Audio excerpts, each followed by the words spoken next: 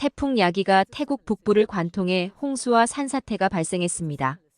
산사태로 토사가 덮친 마을의 주택과 호텔은 모두 쑥대밭이 되었습니다.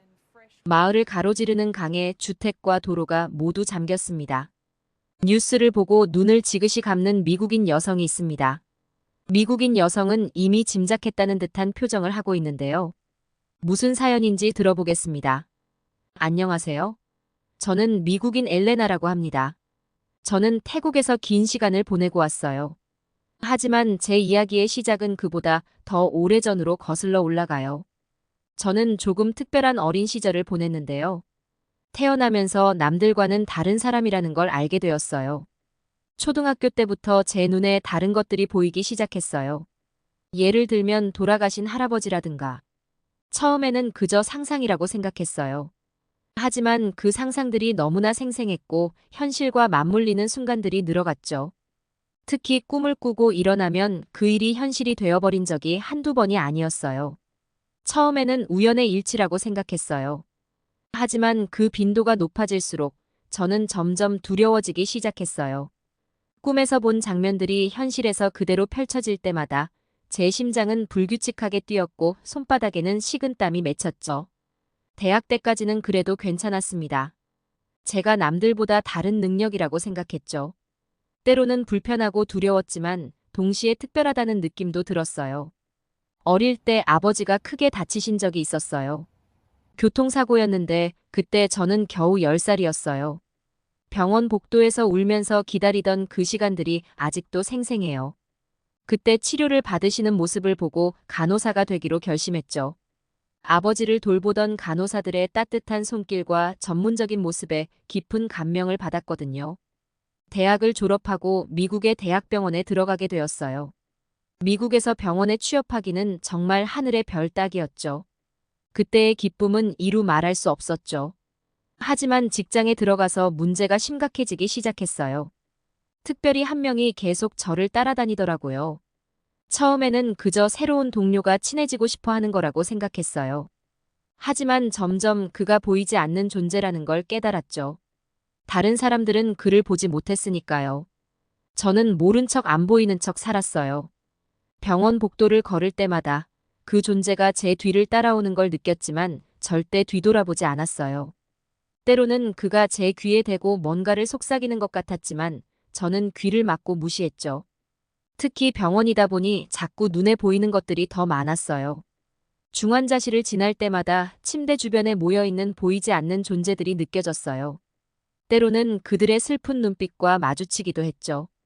하지만 저는 최대한 평범한 간호사처럼 행동하려 노력했어요.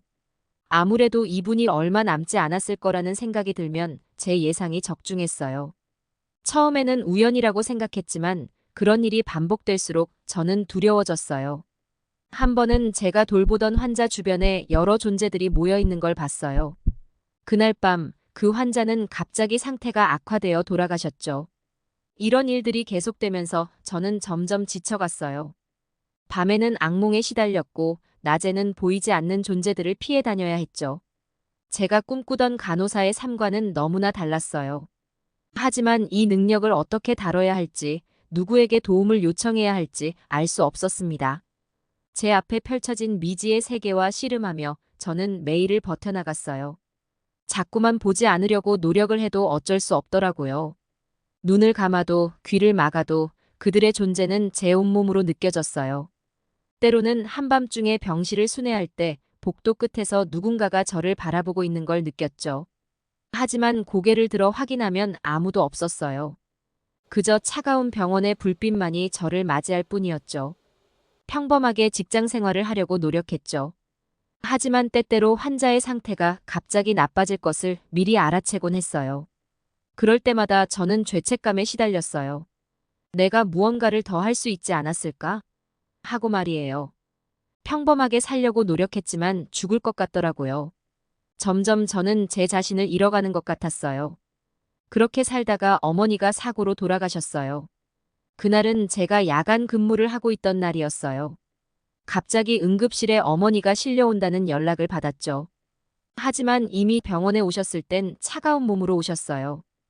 응급실로 뛰어갔을 때 저는 이미 알고 있었어요. 어머니의 영혼이 제 앞에 서 계셨거든요. 얼마나 울었는지 모릅니다. 응급실 바닥에 주저앉아 어머니의 차가운 손을 붙잡고 흐느꼈어요. 동료들은 저를 위로하려 했지만 아무도 제 진짜 고통을 이해하지 못했죠.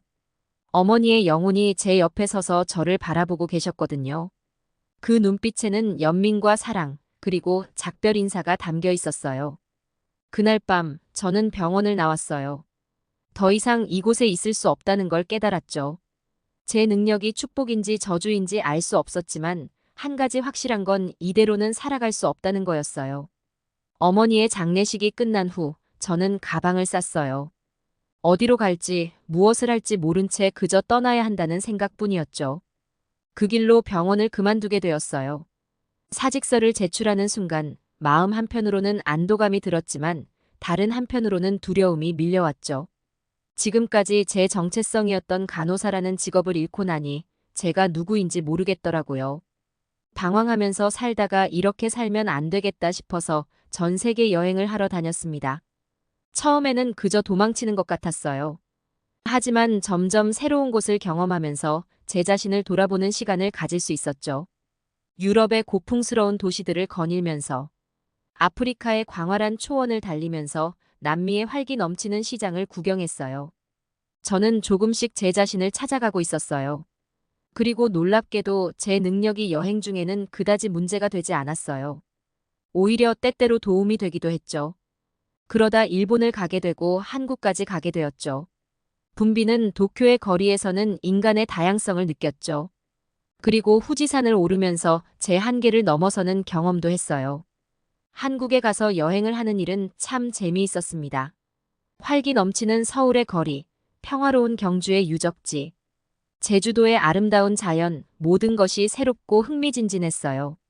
특히 한국 사람들의 따뜻한 문화에 깊은 인상을 받았죠. 그런데 어느 날 서울의 복잡한 지하철역에서 길을 잃고 말았어요. 영어로 된 안내판을 찾으려 헤매다가 결국 한 분께 길을 물어보기로 했죠. 그분께 다가가 서툰 한국어로 말을 걸었는데 순간 깜짝 놀랐어요.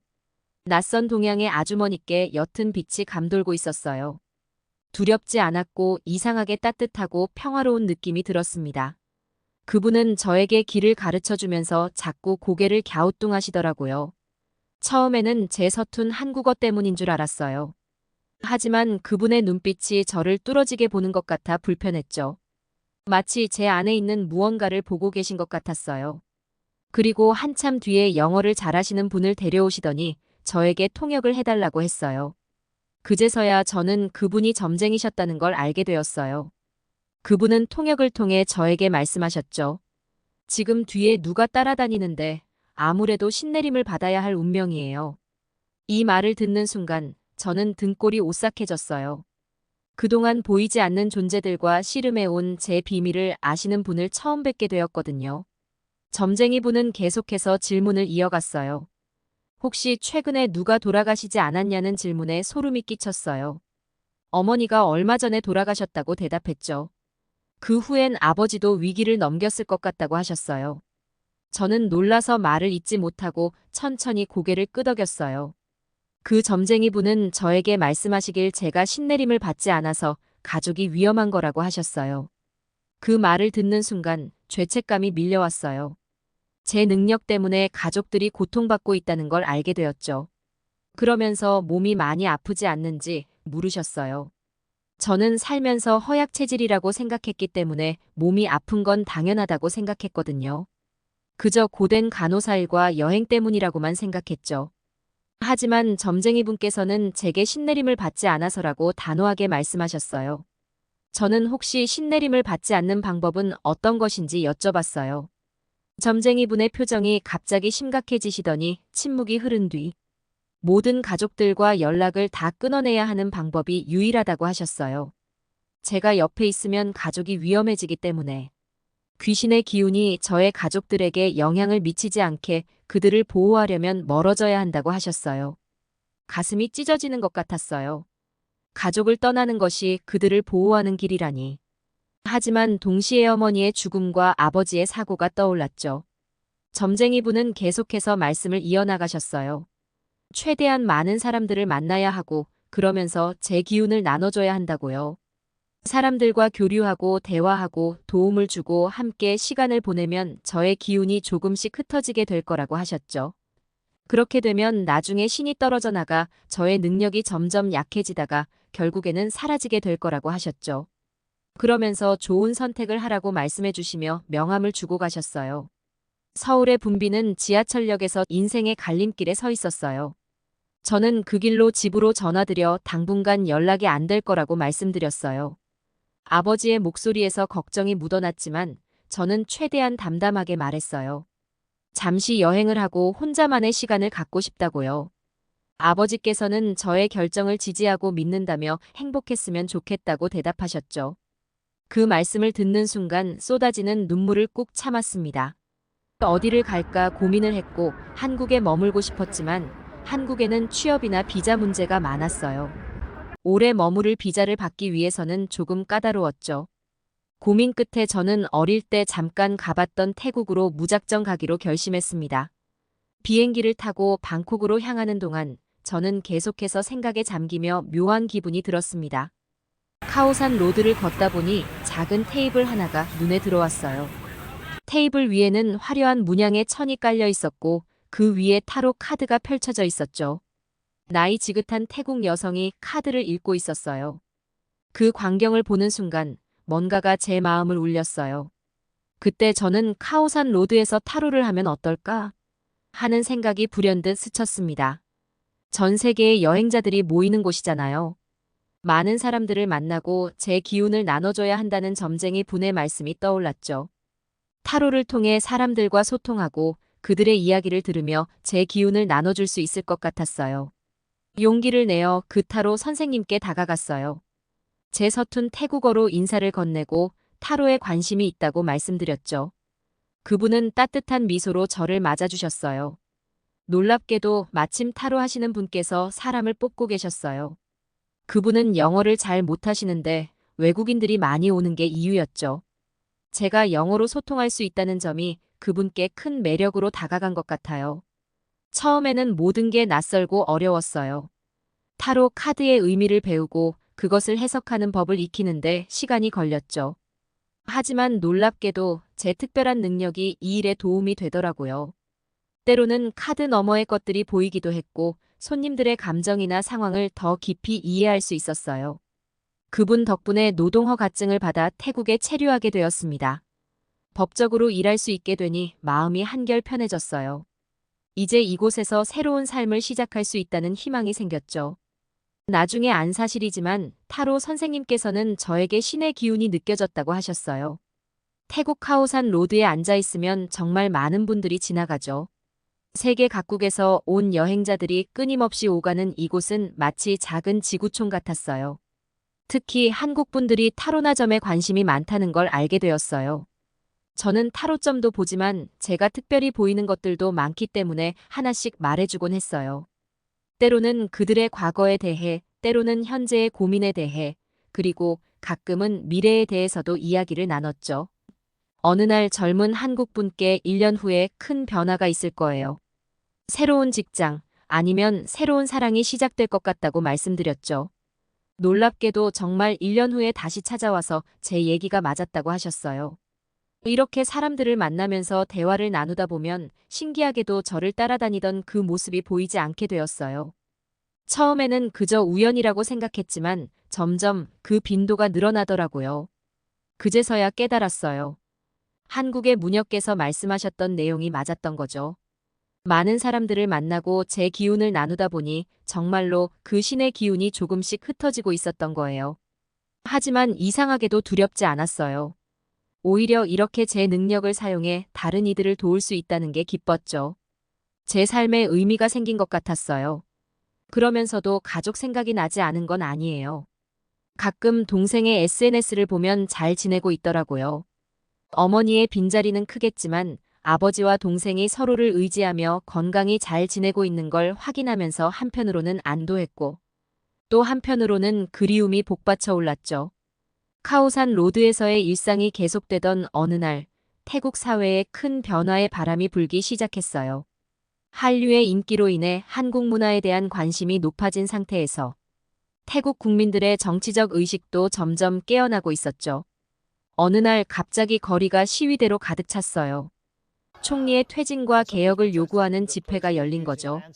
놀랍게도 시위대는 한국의 민주항쟁을 언급하며 태국 민주화 운동에 대한 관심과 지지를 호소했어요. 한국처럼 될 수 있다는 시위대의 외침이 거리를 옮겼어요. 하지만 상황은 복잡해졌어요. 민주화와 왕정 개혁을 요구하는 시위대가 있는가 하면 왕정 개혁을 반대하는 시민들이 노란 셔츠를 입고 거리로 쏟아져 나왔어요.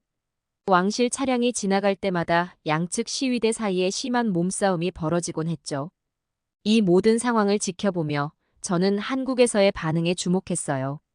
놀랍게도 한국은 태국의 민주화를 굉장히 지지하고 응원해주고 있었거든요.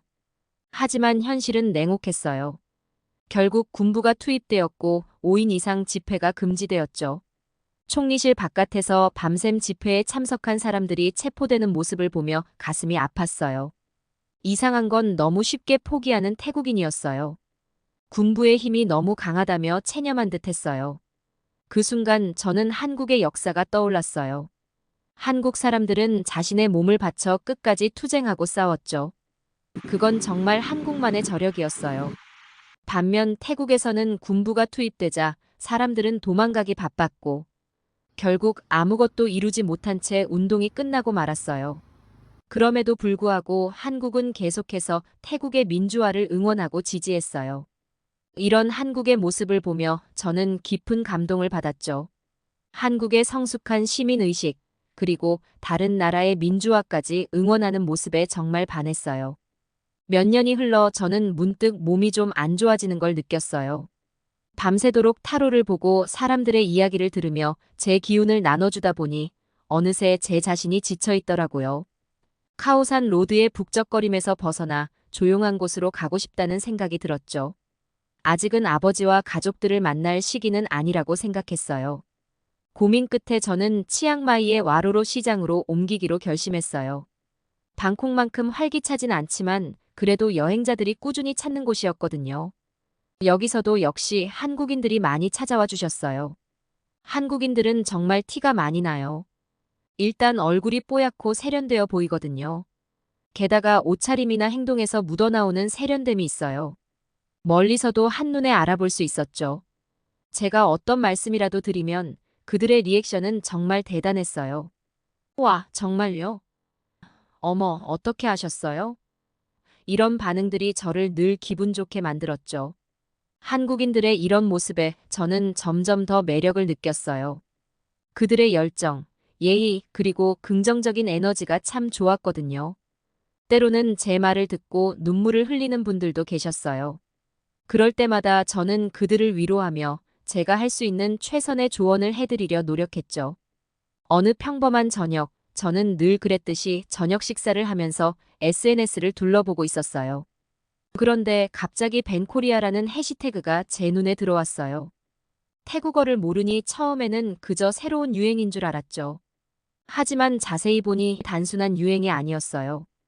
태국에서 이상한 시위가 벌어지고 있다는 소식이었죠. 그 시위의 목적이 놀랍게도 한국에 가지 않겠다는 것이었어요. 한국으로 입국할 때의 까다로운 입국 심사가 문제라는 거였죠. 그렇게 심각한 일인지 몰랐어요. 그냥 일시적인 불만 표출 정도로 생각했죠. 일주일에 한 번씩 꼭 찾는 한국 식당에 갔을 때 사장님께서 이 벤코리아 문제에 대해 자세히 설명해 주셨어요. 사장님의 설명에 따르면 한국의 불법 체류자가 무려 40만 명이나 된다고 해요. 그들 중 상당수가 관광객인 척 한국에 갔다가 연락을 끊고 그대로 눌러앉는다는 거예요. 그래서 한국 정부가 이런 사람들을 걸러내기 위해 입국 심사를 더욱 까다롭게 만들었다고 해요. 하지만 이게 오히려 태국인들의 감정을 상하게 만들었죠.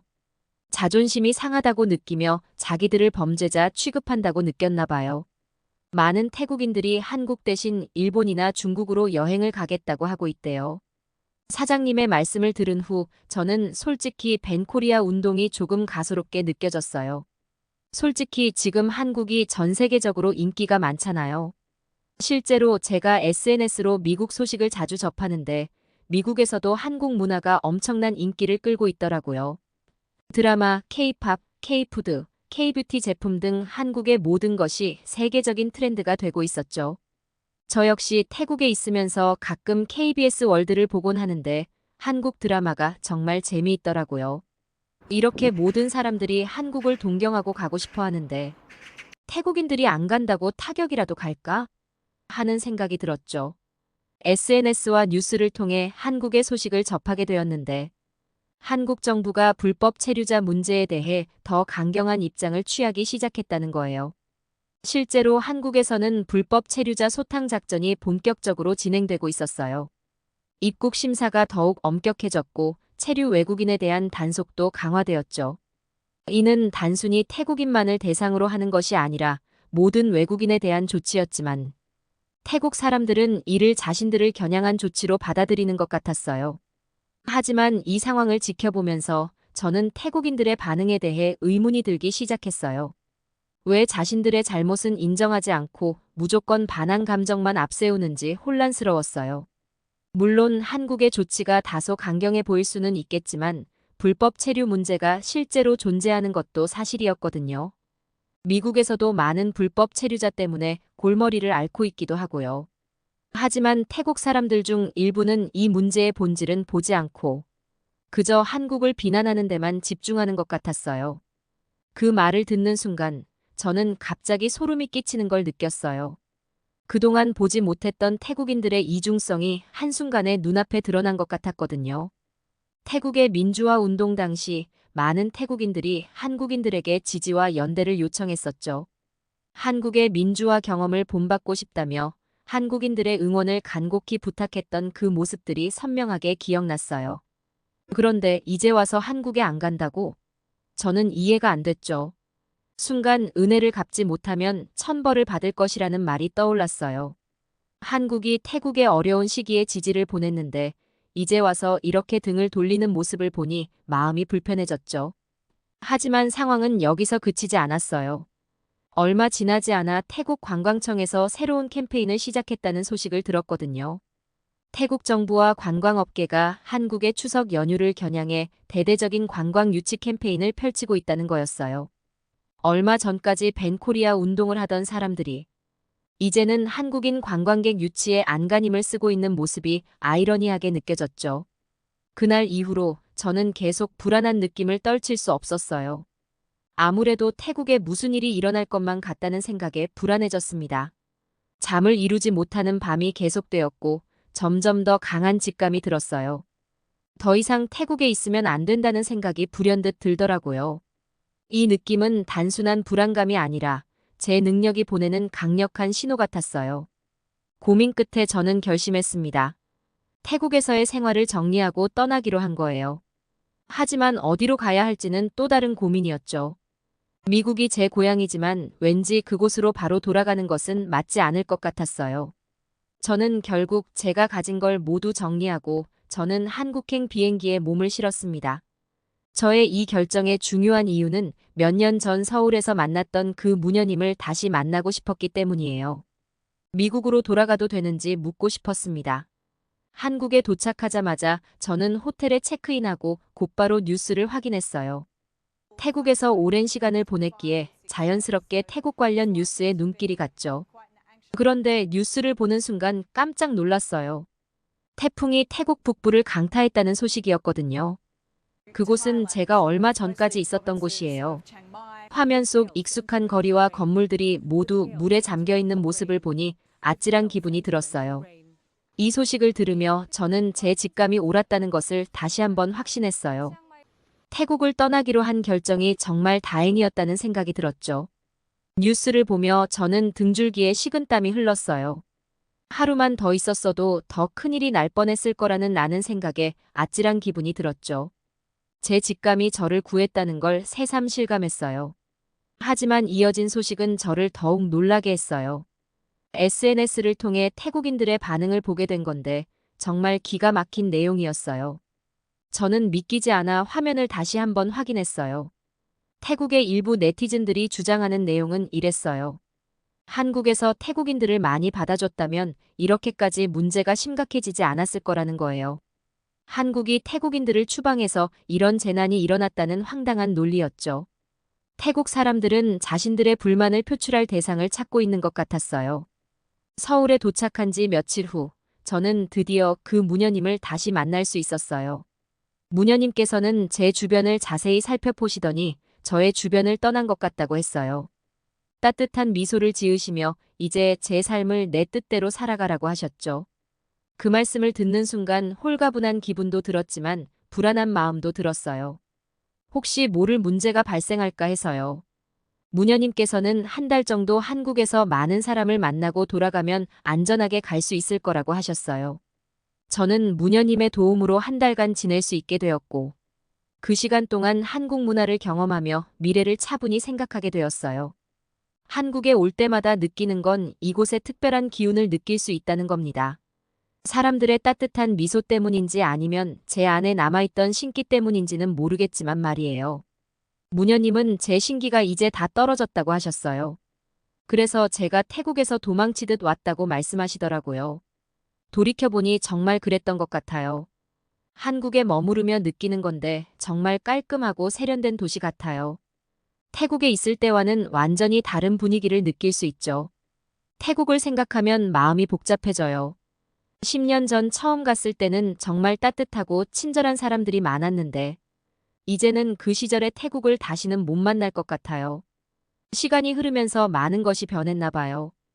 오랜만에 아버지께 전화를 드렸어요. 아버지는 제 목소리를 듣자마자 펑펑 눈물을 흘리셨어요. 무사히 살아있어서 다행이라고 하시는 아버지의 말씀에 저도 눈물이 났어요. 이런 것들을 모르고 살았다면 어쩌면 저 때문에 우리 가족 모두를 잃을 뻔했다는 생각에 등골이 오싹해졌어요. 한국 무녀님을 만나 모든 것을 알게 되고 이렇게 새로운 삶을 살게 된 것이 정말 다행이에요. 비록 세상을 떠나신 어머님께는 죄송한 마음이 들지만 남은 가족을 지킬 수 있게 되어서 안도가 됩니다. 이 모든 것이 한국 덕분이라고 생각해요. 앞으로의 한 달, 그리고 그 이후의 삶이 어떻게 펼쳐질지 기대되면서도 설레요. 이제는 제가 선택한 길을 걸어갈 수 있게 되었으니까요. 이 모든 변화와 깨달음을 주신 한국과 무녀님께 감사한 마음뿐이에요. 이상 엘라나 씨의 사연 들어봤습니다. 남들과는 다른 인생을 사셨지만 스스로 이겨내시는 모습이 굉장히 인상적입니다. 미국으로 돌아가시면 새로운 세상을 만나실 수 있을 것 같아요. 한국에서 남은 시간 행복하게 보내세요. 한국에 갈 거면 차라리 중국이 낫지. 태국 관광객들이 한국으로 여행 가지 말라고 한국 거부 운동을 벌이고 있습니다. 한국은 영화 넷플릭스 때문이지 다른 이유가 없다고 비하하고 있습니다. 한국에서는 이 내용에 화가 난 기색이 없이 오히려 반색을 하고 있는데요. 무슨 사연인지 들어보도록 하겠습니다. 안녕하세요, 여러분. 저는 태국에서 온 마리사 프라쿤이에요. 지금은 한국에서 유학 중인 학생이랍니다. BTS와 블랙핑크 리사의 열렬한 팬이기도 하죠. 최근 태국에서는 한국을 가지 말자는 불매운동 같은 글들이 SNS를 통해 많이 올라오고 있어요. 저에게는 굉장히 중요한 문제예요. 로마에 가면 로마법을 따라야 한다는 말이 있잖아요. 처음부터 한국에서 정해진 법에 따랐으면 문제도 없었을 텐데. 수단과 방법을 쓰지 않고 한국으로 오려는 사람들로 인해 시작된 문제라고 생각하거든요. 저도 한국을 오기 위해 한국어를 배우기도 하고 까다로운 절차를 통과하고 왔어요. 합법적으로 한국에 오니 전혀 문제가 될 것도 없고요. 한국이 우리 태국에 비해 정말 좋다 보니 어떻게든 오고 싶어 하는 마음은 알지만 제가 한국인이라도 불법 체류자는 싫죠. 한국에 있다 보니 뉴스도 많이 접하는데 불법 체류자들은 처벌도 어렵고 잡기도 힘들다는 걸 봤거든요. 그런 생각을 하면 요즘 마음이 좀 무겁기도 해요. 제가 처음 한국을 좋아하게 된 이유는요. 어릴 때부터 방콕에서 한국인 관광객들을 많이 만났어요. 그러다 보니 자연스럽게 한국에 대해 궁금한 점이 많아졌고 한국 문화를 알아가기 시작했죠. 처음 한국에 왔을 때 정말 신기했어요. 사계절이 뚜렷하다는 게 놀라웠고 방콕보다 훨씬 편리한 대중교통 시스템에 깜짝 놀랐답니다. TV에서만 보던 스키장이나 가을, 겨울 풍경을 직접 경험하니까 정말 행복했어요. 그 순간 한국에 완전히 사랑에 빠져버렸죠. 제가 한국을 정말 좋아하게 된 결정적인 이유가 있어요. 바로 한국의 예능 프로그램 런닝맨 때문이에요. 특히 이광수 씨의 열렬한 팬이랍니다. 학창시절 페이스북을 통해 태국어 자막이 달린 런닝맨을 보기 시작했어요. 런닝맨을 보고 있으면 아무 생각 없이 빠지면서 웃게 되었어요. 너무 재밌었죠. 그러면서 자연스럽게 한국어도 배우기 시작했죠. 스마트폰으로 한국의 모든 것을 접하면서 점점 더 좋아하게 됐어요. 우리 태국에서는 이광수, 송지효, 김종국 씨 같은 연예인들이 정말 국민적인 스타예요. 저희끼리는 런닝맨 세대라고 부르기도 한답니다. 그렇게 한국 문화를 알아가고 한국어를 배우면서 한국의 모든 것에 푹 빠져들었어요. 당연히 한국 여행을 꿈꾸게 됐죠. 첫 한국 여행을 가게 됐을 때 정말 신났어요. 런닝맨에서 봤던 다양한 한국의 모습을 직접 경험하고 싶었거든요. 사실 한국은 태국보다 물가가 비싸서 여행 자금을 모으는데 시간이 좀 걸렸어요.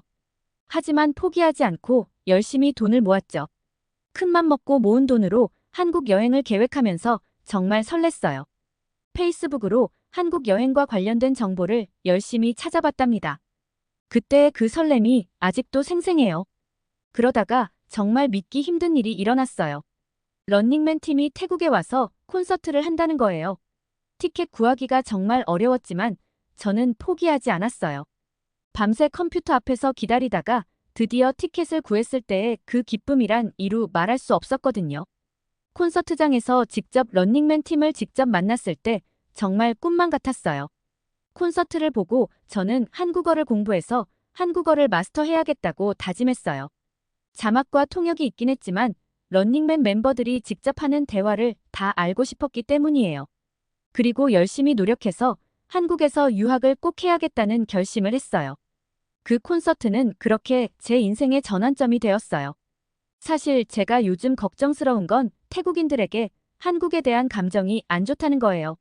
사실 한국인들은 태국에 대해 크게 생각하지 않고 있거든요. 하지만 태국인들은 혐한이라는 말이 생길 정도로 한국을 배척하기도 해요. 말로는 그렇게 한국을 싫어하는 듯 보이지만 제가 SNS에 한국 생활을 올리면 모든 친구들은 동경의 대상이 돼요. 물론 나쁘게 말하는 친구도 있긴 하지만 그 친구들도 사실 저를 부러워한다는 걸 알고 있어요. 태국인에게 한국은 항상 시기와 질투 그리고 부러움의 대상이죠. 제가 조금 더 영향력이 생긴다면 태국 내 한국 문화 프로그램을 만들어 보고 싶어요. 태국에서 한국에 오고 싶어 하는 친구들에게 문화를 이해할 수 있는 기회를 만들고 싶거든요. 그렇게 된다면 이런 문제들도 금세 해결이 되고 더 가까워질 수 있을 거예요. 한국에서 지내면서 정말 놀라운 걸 발견했어요. 태국인들이 한국에서 엄청 활발한 커뮤니티를 만들고 있더라고요. 처음 알았을 때 정말 깜짝 놀랐어요. 솔직히 말하면 조금 기쁘기도 했고요. 이 커뮤니티에서는 정말 다양한 정보를 공유하고 있더라고요. 한국의 여행지 추천부터 시작해서 지방과 지역의 맛있는 음식점, 꼭 가봐야 할 관광지까지 정말 없는 게 없어요. 태국인들이 이렇게 한국에 대해 많이 알고 있다는 게 새삼 신기했죠.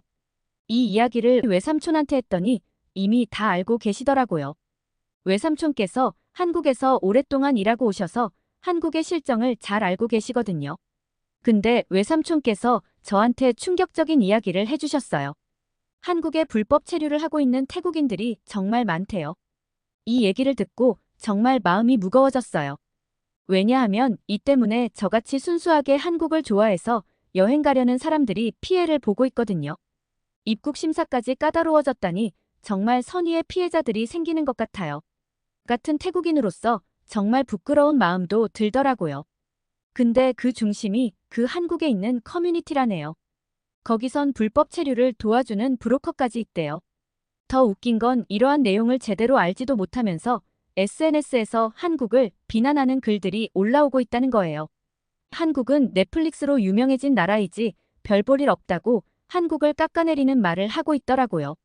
하지만 한국은 이 부분에 화가 난 기색이 없이 오히려 반색을 하고 있대요. 오히려 이 사건으로 태국인 심사를 더욱 강화하겠다고 칼을 빼들었다고 해요. 한국으로 관광을 하러 왔다가 불법 노동자로 눌러앉은 불법 체류자 수가 10년 전보다 10만 명이 3배 가까이 급증했대요. 뉴스에 불법 체류자들의 범죄까지 나오는 걸 가끔 보거든요. 한국은 정말 안전한 나라인데 이러한 각국의 불법 체류자들이 범죄를 저지르고 다니고 불법 체류자는 신원이 확실하지 않다 보니 치안 문제도 생겼어요. 이러한 문제 때문에 한국에서는 까다로운 입국 심사 과정을 거칠 수밖에 없죠. 한국 입장에서는 태국인 아니더라도 한국으로 여행 오겠다는 사람들이 많은데 한국이 뭐가 아쉬워서 안 오겠다는 태국인을 붙잡나요? 태국 여행협회 회장은 한국 비하 발언을 했다가 뒤늦게 사과했다는 얘기도 들었어요. 태국인이 한국 여행 금지를 한다고 하면서 태국 불법 체류자의 수치도 줄었다는 소식을 들었어요. 상황이 이렇다 보니 아쉬운 게 태국이잖아요. 심지어 이 문제 때문에 우리나라 총리까지 나서서 말씀하시게 됐잖아요. 정말 창피한 일이에요. 솔직히 말하면 이런 상황 때문에 한국 사람들에게 대신 사과하고 싶은 마음이 들어요. 우리나라 사람들이 이런 문제를 일으키고 있다는 게 너무 미안하거든요. 태국인들이 한국에 오기 전에 입국 규정이나 비자 정책에 대해 더 자세히 알아야 한다고 생각해요. 한국이라는 나라의 법은 모르면서 돈을 벌려고 한국으로 온다는 것 자체가 문제가 심각하죠. 그리고 우리 태국 사람들도 변해야 해요. 다른 나라에 갈 때는 그 나라의 규칙을 지키고 예의를 지켜야 한다고 생각해요. 그래야 우리나라의 이미지도 좋아지고 다른 나라 사람들도 우리를 환영해 줄 거예요. 이런 문제뿐 아니라 워낙 문제가 많은 요즘 태국인데요. 사실 요즘 태국은 조금 혼란스러워요. 며칠 전 어머니께 전해 들은 내용인데요. 저희 외삼촌께서는 태국에서 작은 공장을 운영하세요. 삼촌은 정말 성실하게 열심히 노력하시는 분이세요. 코로나 시기에도 많은 공장이 문을 닫았을 때도 외삼촌의 공장은 끝까지 살아남았어요. 외삼촌께서 한국에서 오랫동안 근무하시고 오시기도 해서 위기를 잘 이겨냈다고 하셨어요. 외삼촌께서 운영하시는 공장에 근무하시는 분이 갑자기 교도소에 잡혀 계셨다는 거예요. 근데 더 놀라운 건 36년이나 되는 징역형을 받으셨다는 거예요. 그 이유가 태국의 국왕을 모독했다는 죄 때문이라고 해요. 그 일이 있고 나서 그분의 집안이 정말 힘들어지셨다고 해요. 사람들이 그분에게 찾아가 국왕을 모독했다고 국가 반역자라고 부르면서 심한 말들을 했다고 해요. 심지어 태국을 떠나라는 말까지 들었다니 정말 가슴 아픈 일이에요. 그분의 어머님께서 외삼촌 공장으로 찾아와서 도와달라고 하셨다고 해요. 외삼촌은 도와드릴 수 있는 방법이 없으셨기 때문에 너무 슬프셨다고 하셨어요. 삼촌 말씀으로는 그분이 정말 나쁜 사람이 아니라고 하셨어요. 하지만 SNS에 태국에선 하지 말아야 할 말을 해서 일이 이렇게 된 거라고 안타까워 하셨거든요. 법적으로 처벌을 받고 있으니 외삼촌도 너무 마음이 아프신가 봐요. 멀리 있는 제가 들어도 너무 안타까운 마음이 들었어요. 제가 사는 태국의 역사에 대해 말씀드리자면 제가 태어나고 자랄 때 태국의 국왕은 푸미폰 국왕이셨어요. 라마 9세라고도 불리셨고 어릴 때부터 국민들의 정말 큰 존경을 받으셨던 분이셨어요. 학교에서 역사 시간에 배울 때 라마 9세 국왕님은 정말 대단한 분이라고 하셨어요. 군사 쿠데타 같은 국가의 위기 순간마다 나서서 국민들을 이끄셨대요. 정말 강한 카리스마로 국민들의 마음을 하나로 모으셨고 지금의 민주주의 태국을 만드는데 정말 큰 역할을 하셨다고 했어요. 그래서 태국 국민들은 라마 9세 국왕님을 대왕님이라고 부르기도 했어요. 그만큼 국민들의 사랑과 존경이 어마어마했던 거죠. 하지만 8년 전 그 국왕님이 돌아가셨어요. 저도 정말 슬펐고 저희 가족뿐 아니라 온 태국 국민이 슬퍼했어요. 장례 기간 내내 마치 나라의 아버지를 잃은 느낌을 받았고 그 슬픔은 아직도 저에게도 생생해요. 라마 9세 국왕님이 돌아가시고 나서 왕세자였던 분이 새로운 국왕이 되셨어요. 지금의 라마 10세 국왕님이시죠. 하지만 말이에요. 요즘 우리 젊은 세대들은 좀 다른 생각을 가지고 있어요. 사실 저희 같은 젊은 세대들은 현재의 국왕님을 예전의 대왕님처럼 존경하지 않아요. 뒤에서 많은 비판의 목소리가 나오고 있죠. 저도 솔직히 그런 생각을 가지고 있긴 해요. 제 생각에는 왕실이 좀 변해야 할 것 같아요. 국민들의 마음에 맞지 않는 행동을 하면서 존경받으려고 하는 건 좀 아니라고 봐요. 우리 세대는 그런 걸 잘 알아차리거든요. 하지만 이런 생각을 마음속으로만 갖고 있어야 해요. 태국에서는 국왕에 대해 나쁘게 말하면 정말 큰일 나거든요. 우리 외삼촌의 공장에 다니시는 분처럼요. 그래서 조심스러울 수밖에 없어요. 이런 상황을 보면 정말 복잡한 마음이 들어요. 한편으로는 우리나라의 전통과 역사를 존중하고 싶지만 다른 한편으로는 변화가 필요하다고 생각하거든요. 이런 갈등이 우리 젊은 세대들 사이에서 많이 일어나고 있어요. 더 나은 방향으로 발전했으면 좋겠다는 바람이 있는 거죠. 국민들의 목소리에 귀 기울이고 시대에 맞게 변화하는 왕실이 되었으면 좋겠어요. 이런 이야기를 하면서 드는 생각인데 우리나라의 미래는 우리 젊은 세대의 손에 달려 있는 것 같아요. 우리가 어떤 생각을 하고 어떤 행동을 하느냐에 따라 태국의 모습이 바뀔 수 있을 거예요. 그래서 더 신중하고 현명해져야 한다고 생각해요. 최근에는 더 큰 문제가 많았는데요. 4-5년 사이에 반정부 시위가 엄청 크게 일어났던 거 아시나요? 이게 다 왕실이랑 관련이 있어요. 근데 더 큰 문제는 왕실이 부패하니까 돈 많은 부자들도 똑같이 행동하고 있어요. 이런 걸 유전무죄라고 하더라고요. 돈 있는 사람들은 죄를 지어도 처벌받지 않는다는 뜻이라고 하는데 저희가 보기에는 너무 어이가 없어요. 가장 큰 사건은 2012년인가 전에 레드불 창업주의 손자, 그러니까 재벌 3세가 뺑소니 사고를 냈는데 검찰이 불기소했대요. 그리고 그 전에는 군사 쿠데타로 정권을 잡고 헌법을 마음대로 바꾸려고 했던 군부 독재 총리도 있었고요. 이게 불과 얼마 안 된 사건들이에요. 근데 이 중에서 태국 사람들을 가장 화나게 만든 건 바로 국왕의 이해할 수 없는 행동이에요. 정말 믿기지 않는 일들이 많이 일어났거든요.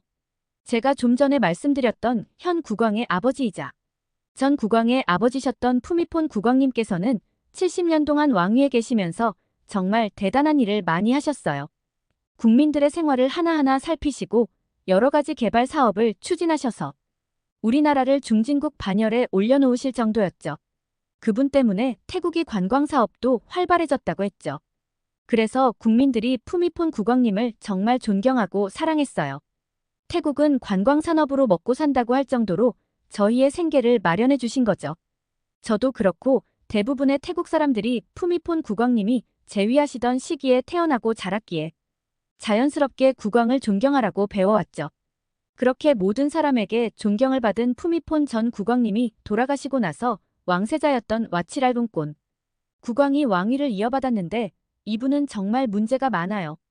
이분이 왕세자 시절부터 온갖 추문에 휩싸였던 거겁니다. 솔직히 말해서 많은 사람들이 자격이 없는 왕세자라고 말할 정도예요. 와치랄룬꼰 국왕이 즉위하자마자 군주제를 지탱해온 국민들의 존경과 사랑에 금이 가기 시작했어요. 문란한 사생활, 사치스러운 생활 등 국왕의 온갖 구설수 때문이었죠. 정말 실망스러웠어요. 특히 가장 유명한 사건이 있는데 바로 애완견 생일 파티 사건이에요. 와치랄룬꼰의 애완견 생일 파티에서 당시 왕세자비였던 세 번째 부인 스리라스미가 바닥에 엎드려 케이크를 먹는 동영상이 공개됐어요. 그것도 가느다란 속옷 한 장만 입은 채로요. 존경받는 왕실의 이미지에 정말 큰 타격을 줬죠. 국가의 수치였어요.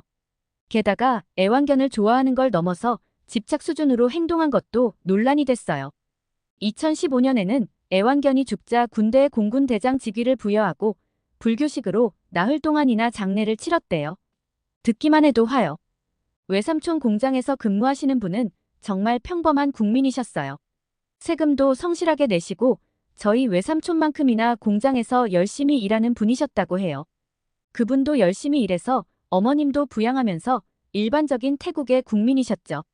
대부분의 태국인들은 어렵게 살면서도 세금도 성실하게 내고 계시는데요. 그 세금을 애완견을 위해 저런 행동을 하는 것 자체가 이해가 안 되셨나 봐요. 화가 나셔서 SNS에 강아지를 비꼬는 말투로 글을 올리셨고 많은 사람들이 공감했죠. 그런데 며칠 후에 경찰에 체포되셨어요. 죄목이 바로 왕실 모독죄라는 이유로 잡혀갔다는 거예요. 정말 말도 안 되는 일이라 저도 화가 많이 났어요. 하지만 이번 일이 처음이 아니었는데요. 저와 나이 차이도 별로 안 나는 젊은 국회의원도 왕실을 비판하는 SNS 글을 썼다고 징역 6년형을 선고받았대요. 이게 말이 되나요? 이런 일들을 보면서 우리나라의 현실이 너무 안타까워요. 국민들은 열심히 살아가는데 왕실과 권력자들은 마음대로 행동하고 있으니까요. 특히 젊은 세대들은 이런 상황에 더 큰 분노를 느끼고 있어요. 우리는 변화를 원해요. 공정하고 정의로운 사회, 모든 사람이 평등하게 대우받는 나라를 꿈꾸고 있죠. 하지만 현실은 그렇지 않아요. 왕실 모독죄라는 걸로 사람들의 입을 막고 권력자들은 처벌받지 않고 있으니까요. 그래도 우리는 희망을 잃지 않으려고 해요. 언젠가는 우리의 목소리가 들릴 거라고 믿어요. 더 나은 태국을 만들기 위해 많은 젊은이들이 노력하고 있거든요. 물론 위험하고 어려운 일이지만 우리의 미래를 위해 꼭 필요한 일이라고 생각해요. 이런 일들을 겪으면서 저는 자연스럽게 우리나라 태국과 한국을 비교하게 됐어요. 아시다시피 한국은 대통령제의 민주주의 국가잖아요. 솔직히 한국 뉴스를 볼 때마다 너무 복잡한 정치 이야기가 나와서 다 이해하기는 어려워요. 하지만 한 가지 확실한 건 태국의 왕실처럼 절대적인 권력은 없다는 거예요. 몇 년 전에 한국에서 대통령이 탄핵되었던 일은 정말 놀라웠어요. 태국에서는 상상도 할 수 없는 일이잖아요. SNS에 비꼬는 글 한 번 썼다고 저렇게 잡혀가는 곳인데요. 이런 게 바로 태국과 한국의 큰 차이점이 아닐까 싶어요. 우리나라 태국도 겉으로 보면 분명 민주주의 국가라고 해요. 하지만 솔직히 말해서 그건 그냥 보이는 이미지일 뿐이에요. 실제로는 절대적인 권력을 가진 왕실의 독재 국가나 다름없어요. 정말 슬픈 현실이죠. 많은 태국 사람들이 속으로는 불만이 가득한데 말을 못하고 있다는 것도 알아요. 그에 비해 한국은 훨씬 더 자유로운 나라 같아요. 사람들이 자기 생각을 말할 수 있고 정부와 대통령을 비판할 수도 있잖아요. 태국은 왕실 모독은커녕 국정 운영하는 총리들의 비리가 끊임없이 자행되고 있어 안타깝죠. 조심스런 발언이지만 태국은 한국처럼 바뀔 필요가 있다고 생각합니다. 이런 상황에서 꼭 하고 싶은 말이 있어요. 태국인들은 눈앞에 보이는 것만 찾지 말고 미래를 위해 노력하고 힘내야 한다고요. 당장 한국에서 입국 심사가 힘들다고 불평할 것이 아니라 우리가 더 나은 나라를 만들어야 한다고요. 언젠가 태국으로 돌아가겠지만 지금 제가 한국 생활하고 있는 이 순간이 정말 행복해요. 요즘 한국이 엄청 덥잖아요. 이 무더위를 느끼면 가끔 태국의 고향 생각이 나기도 해요. 하지만 동시에 이 더위가 지나면 곧 아름다운 가을이 오고 그 뒤에는 하얀 눈이 내리는 겨울이 온다는 걸 알고 있어요. 이런 계절의 변화를 기대하는 이 행복감은 아마 한국 사람들은 잘 모를 거예요. 태어날 때부터 당연하게 여겨왔으니까요. 하지만 저 같은 태국 사람에게는 정말 특별한 경험이에요. 매 계절마다 새로운 풍경, 새로운 날씨, 새로운 음식을 경험할 수 있다는 게 얼마나 신나는 일인지 몰라요. 한국에 와서 정말 다양한 경험을 하고 있어요. 좋은 점도 있고 때로는 어려운 점도 있지만 모든 순간이 소중해요. 태국도 한국처럼 잘 사는 나라가 되었으면 좋겠어요. 그러기 위해서는 저희가 해결해야 할 일들이 많겠죠? 제가 한국에 있는 동안 열심히 배워서 태국의 영향력을 전할 수 있는 사람이 되었으면 좋겠습니다. 이상마리사 씨의 사연을 들어봤습니다. 불법 체류자 문제가 한국 내에서 문제가 많다 보니 당연히 한국으로서는 해야 할 조치였다고 생각해요. 마리사 씨도 한국에 있는 동안 행복하시고 태국에서도 꼭 영향력 있는 사람이 되시길 희망합니다.